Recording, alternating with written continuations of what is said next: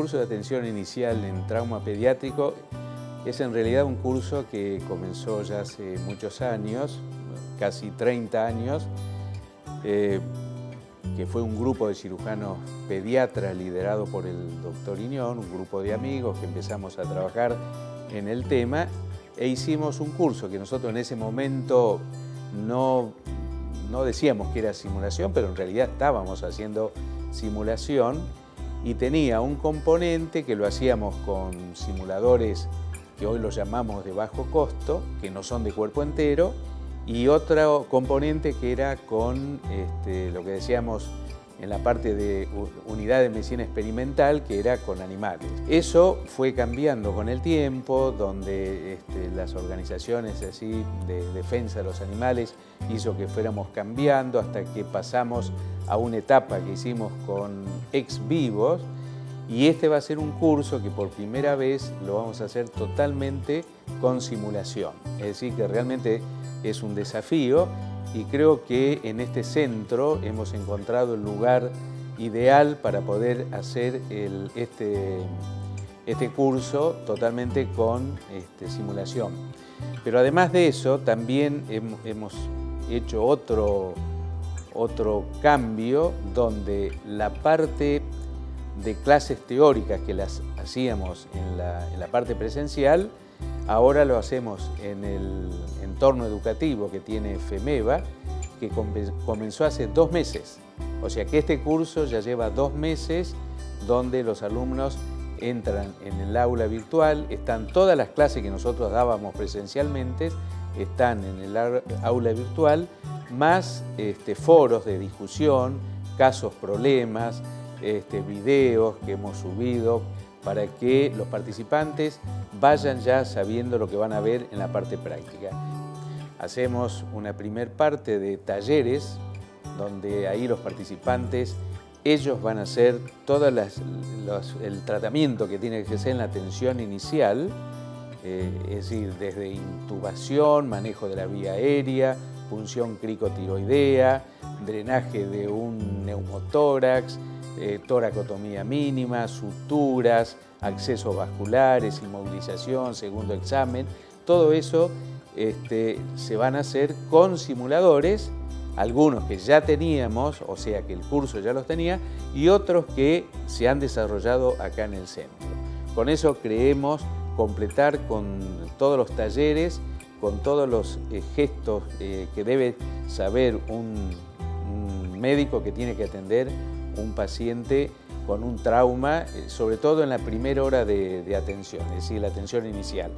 Y después vamos a hacer simulaciones con pacientes simulados y después pasamos a hacer simulaciones ya con un simulador de alta fidelidad, que es el PediaSim, donde cargamos distintos casos y los participantes deben resolverlos, y ahí después hacemos lo que hoy se considera como más importante en el tema de la simulación clínica avanzada, que es la reflexión, es decir, el debriefing.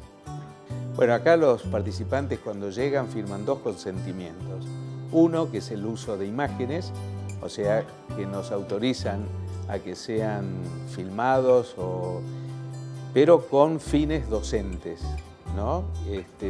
Y la otra es el contrato de confidencialidad, donde todo lo que pasa en el centro queda acá en el centro. Nosotros decimos incluso lo que pasa en Las Vegas queda en Las Vegas, y eso es fundamental porque incluso todo esto presupone un trabajo de mucho tiempo, muy elaborado. Entonces no queremos que, por ejemplo, los casos se vayan difundiendo, porque mucho tiene que ver con el factor sorpresa y con que el escenario que nosotros les preparamos, ellos tienen que comprar la ficción, es decir, tienen que creer que es una situación real. Por eso la simulación tiene que ser muy cortita, no más de 10 minutos, porque si no a veces se pierde cuando ellos entran en la ficción, y si tarda más es muy común que salgan de ese estado. Tienen que creer que es una situación real. Y después, bueno, viene el análisis de lo que ocurrió dentro del escenario de simulación. Hay dos tipos de simulación. La que vamos a hacer mañana viernes con pacientes simulados es con el instructor que los acompañe. Es una especie de coacheo donde va a tener un feedback, se llama, que es el ida y vuelta en el momento. Y lo otro es, uno los deja actuar adentro y después hace el análisis, ¿no? Y eso es lo que se llama ya simulación clínica avanzada, donde el debriefing es la parte de análisis y es lo más rico de todo el proceso educativo. El error es parte del conocimiento, es decir, a partir del error uno tiene que construir el conocimiento. No es punitivo, sino que hay una publicación que salió en Estados Unidos en la década del 90, donde dice errar es humano. Entonces, a partir de ahí tenemos que tratar que los médicos no yerren, ¿no? O sea, que se equivoquen lo menos posible, y trabajamos nosotros fundamentalmente, porque la ventaja de la simulación es que uno puede repetir hasta que, hayan resuelto ese error, ¿no es cierto? Así que, y con la seguridad de que no le va a pasar nada al paciente y a la segunda víctima, que es el profesional. La provisión del oxígeno, que es lo que va a mantener los parénquimas nobles, como son el sistema nervioso central y el corazón, etcétera, es lo primero que nosotros tenemos que proveer. Entonces, en el A, nosotros lo que hacemos es mantener una vía aérea, si está, la mantenemos, y si no, tratamos de darle una vía aérea mediante las maniobras elementales y avanzadas para que el paciente reciba el oxígeno que necesita. Eso es el primer gesto, eso y el mantener en línea la columna cervical para tratar de no agravar una posible lesión medular, ¿no es cierto? Porque en el politraumatizado nosotros no sabemos qué puede haber pasado en la columna cervical. Una lesión en la médula ahí es realmente gravísima. Entonces, el primer gesto es la vía aérea con el control bimanual de la columna cervical. Después de eso pasa al control de la ventilación, o sea, todo lo que pueda pasar en el tórax, porque si tenemos una vía aérea que la hemos tratado, lo hemos intubado y el paciente sigue con insuficiencia respiratoria, tenemos que pensar que tiene alguna lesión en el pulmón.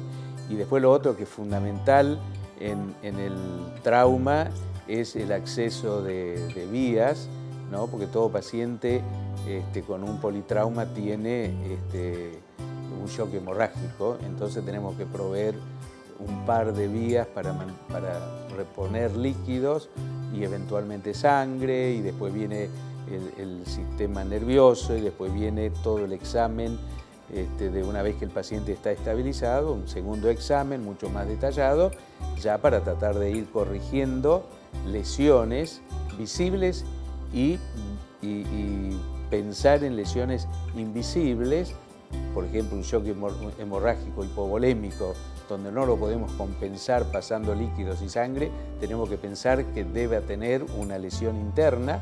Entonces, inmediatamente tenemos que tratar de que un cirujano pueda intervenir para corregir eso, porque eso no lo podemos corregir pasando líquidos y sangre. Ahí hay que cerrar la canilla, como decimos nosotros, mediante una cirugía. El shock pediátrico en trauma habitualmente es el hemorrágico, es el hipovolémico, ¿no? Todo paciente que tenga un shock, pero existen otros tipos de shock, pero el más común es el shock por pérdida de sangre. Este curso está dirigido a todos los profesionales de la salud que intervengan en la atención inicial, es decir, médicos de distintas especialidades, enfermeros, ¿no? O sea que nosotros somos cirujanos pediatras, pero no hay cirujanos pediatras en todos los lugares del país, y frecuentemente los que reciben estos pacientes son o pediatras o médicos generalistas o cirujanos generales. Entonces son herramientas que nosotros les damos para una correcta atención inicial.